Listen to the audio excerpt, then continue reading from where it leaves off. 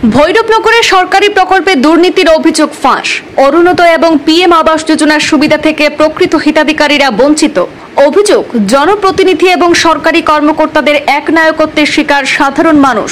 প্রশ্ন উঠেছে, মুখ্যমন্ত্রীর স্বঘোষিত জিরো টলারেন্স নীতি কি কার্যকর হচ্ছে? অনেক পয়সা দিতে পারলেন আমি দিতাম না। কেমন টাকা? ওইটা 10,000 15,000 টাকা চাই। আমি দিতে পারলেনি। অন্তরে ফরাইতাম না, আমি ইয়ে করতাম না, আমি নিজেও খাইতাম। তো এখানে তো বস্তির মাঝে আমি খাইতেও আমি পাই না।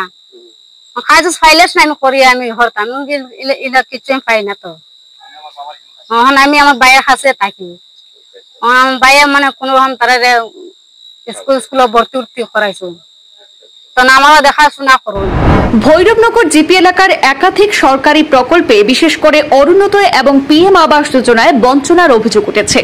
আনিপুর নয়াটিলা এলাকার পর এবার ভৈরবনগরেও দুর্নীতির চিত্র প্রকাশ্যে আসছে। প্রকৃত হিতাধিকারীরা নির্বাচনকালীন প্রতিহিংসার কারণে বঞ্চিত হচ্ছেন বলে অভিযোগ তুলেছেন। স্থানীয়রা অভিযোগে জানিয়েছেন, প্রতিবাদ করলে হুমকি ধমকি দেওয়া হচ্ছে। বিশেষ করে 10 নম্বর ওয়ার্ড সদস্যা মনোমিতা দাসের প্রতিনিধি সুদীপ দাস স্থানীয়দের উপর চাপ সৃষ্টি করছেন বলে অভিযোগ উঠেছে। ফারুমটিলা গ্রামের প্রায় অর্ধশতাধিক মানুষ অভিযোগ করেছেন যে সরকারি প্রকল্পের সুবিধা পেতে বহু বছর ধরে আবেদন নিবেদন জানিয়েও তাদের কোনো সহায়তা পাওয়া যায়নি।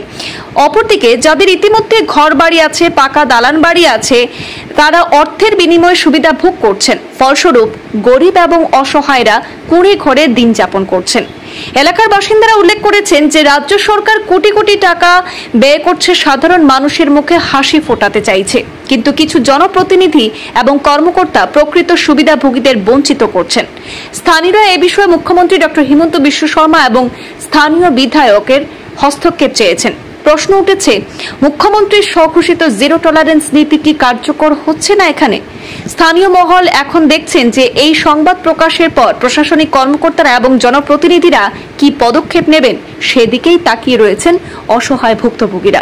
বছর হয়ে গেছে, কোনো ডকুমেন্ট দিলে বাদে কোনো কিছু দেয় না, আমরা কোনো কিছু পাই না, কোনো কিছু খবর হয় না।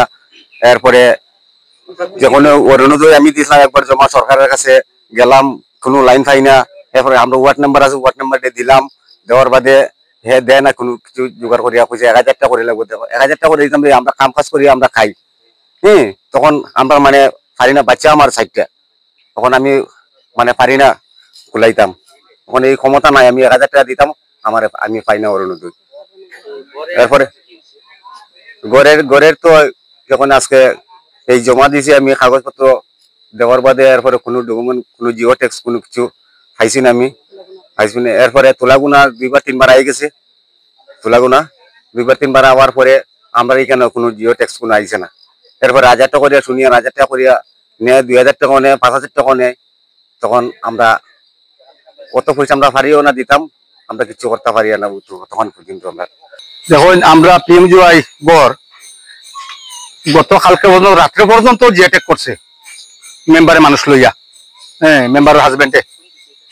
বৈরবনগর জিপি 10 নম্বর ওয়ার্ড তুলাকুনা সংগতিপুর ফার্মটিল্লা। আচ্ছা, তখন আমরা আর খোয়ার জায়গা নাই। আমরা এখন যদিও মেম্বারটা এখন কইতে গেলে যে গড়গুলা জিএটেক করা হয়েছে, এই গড়গুলা জেনুইন গড় না, জেনুইন মানুষ রয়ে গেছে, অবৈধভাবে মানে কাজ চলিয়া যার। এইটা আমরা যেমন আমার বিধায়ক এমএলএ আছেন বিজয় মালাঘাট, তার কাছেও আমরা চাইয়ার যে তাই ওটা সূক্ষ্ম জিনিসটা দেখতাম। আমরা সাংসদ কৃপানাথ মালা মহাশয়, তার কাছেও আমরা চাইয়ার যে তাইনো জিনিসটা তদন্ত কর্তা, যে তুলাকুনা গ্রামে মানে এহেন দুর্নীতি চলে কারণটা কিটা। যে মানুষে এখন আপনারা যে কোনো অবস্থায় আপনার মানুষ পাঠান দেখুন যে যতটা করে জিএটেক করা হয়েছে, যদি অতটা জেনুইন না হয় এটার ব্যবস্থা করে সবগুলা মানে জেনুইন না গড়, এটা মানে সব গড় ফাঁকার গড় ইয়ে করা হয়েছে, জিএটেক করা হয়েছে। কিন্তু জেনুইন মানুষ আজকে আমার সাংবাদিকও তো উঠে জানিয়েছেন যে জেনুইন গড় কার আছে না আছে ভাইতো। অনেক গড় আছে, আরো এটা প্রচুর গড় রয়েছে, দরিদ্র সমান নিচে মানুষ রয়েছে, খাইতে পারেন না। তারা লগে সম্বন্ধে কথা কইলে পরে দিমু দিয়ার ঐত্য আইব তলে দিও তারা সাইন পয়সা, তলে দিয়ে পয়সা চাইন মানে মুখে না হইয়া আর দি দেখাইন পয়সা। এখন এমন মানুষ আছে পয়সা দিতে পারেন না, হে খাইতে পারেন না, রুজি রোজগার নাই, হে খাইতে পারেন না, বাচ্চা কাচ্চা চলতে পারেন না, পয়সা দিতে হইতে কি। গতিকে আজ গরো বাচ্চা চাইলে থাকতে পারে না, বৃষ্টি দিলে বৃষ্টির মাঝে বাচ্চা চাইলে গরোর এক কোনার মাঝে বইয়ে থাকে। এটা কিন্তু আমার কৃপানাথ মালা মহাশয় এটা খবরত তো নাই, তাই তো আমার সাংসদ আমার বিজয় মালাকার তাই না ইলে আর লাগিয়া তাই তো এটা খবর করডা না। একজনে গিয়া কইলো বলে আমার এটা সব ঠিক আছে, এটা তো সব ঠিক আছে, যারা কই ঠিক আছে, বাচ্চা কাচ্চা লইয়া গরিব দরিদ্র সীমার নিচে মানুষ দিন মজুর। এই আমরার কথা যে আমরা কৈবর্ত সমাজের ভোট দিলাইছি ও কারণে আমরা বাদ। আচ্ছা ঠিক আছে বাবা, আমরা তাকছে এখন তো আমরা নিরুপায়। তারপরে আমরা নিরুপায় হইয়া আমরা যারা আছে 2-4 পরিবারের মানুষ এরা কইলো দেখো এখন আমরা যদি দুর্গাপূজা করি না তো আমরা আর যাওয়ার জায়গা নাই। এই ঠিক আছে, আমরা জাগরণ ক্লাব আছে, আমরা এই ক্লাবের সহযোগিতায় আমরা একবারে দাস ঘোষ কৈবর্ত সম্প্রদায় সব সম্প্রদায়ের মানুষে চাই চান্দা দিয়া এই পূজাটা আমরা সুন্দরভাবে করছি। কিন্তু এটার মধ্যে দশমীর দিন তারা চাইছে বিভিন্ন ধরনের মানুষ ছেলেরা লাগাইয়া উচ্ছৃঙ্খলা করাই দিও, এটাও করাইছে, এটাও আমরা সমাধানে গেছি, আমরা কোনো ধরনের ইয়ত গেছি না। এখন দেখুন বর্তমান যে পরিস্থিতি, এখানে তার বিরুদ্ধে কিছু করলেই আমরা হুমকি দে, হ্যাঁ এই করবো সেই করবো, তার কয়েকটা কয় হ্যাঁ যেরকম ইলেকশন হইছে ওলা পূজা হইতো ওলা কীর্তন হইতো। কোনচাই আমরা কিতা আমরা বিজেপির মানুষ নাই। আজকে আমি নির্দলীয় আছি, তারে কংগ্রেসও জয়েন্ট করাইছি, কংগ্রেসও আসিলে হে বিজেপির জয়েন্ট করাই। কিন্তু আজকে আমি বিগত কয়েক বছর আগে ওই মনে হয় বছর হইছে না আমি বুথ প্রেসিডেন্ট আছি, কিন্তু আমার বারমটিল্লা তুলাকুনা কোনো মানুষ বাকি নাই। অরুণোদয় গরিব মানে যারা ন্যায্য প্রাপ্যদার সবর অরুণোদয় আছে, কিন্তু এখন যেই প্রেসিডেন্ট তাকে সরছি আজকে আমার বিধবা মানুষ নাই, হ্যান্ডিক্যাপ্ট মানুষ নাই, ইটা থাকিয়া এরা সরাইল দস্তুর মতো এরা লিস্ট নামাইছে, এরা ডকুমেন্ট জমা হয় না, এরা নাম খাটা যায়। এখন এরা কইলে গিয়া দস্তুর মতো ইটার পরিপ্রেক্ষিতে দেখা চায়, মানুষে ইয়া অভিযোগ দে, আমি কই ঠিক আছে দেখা যাও কিতা হয়।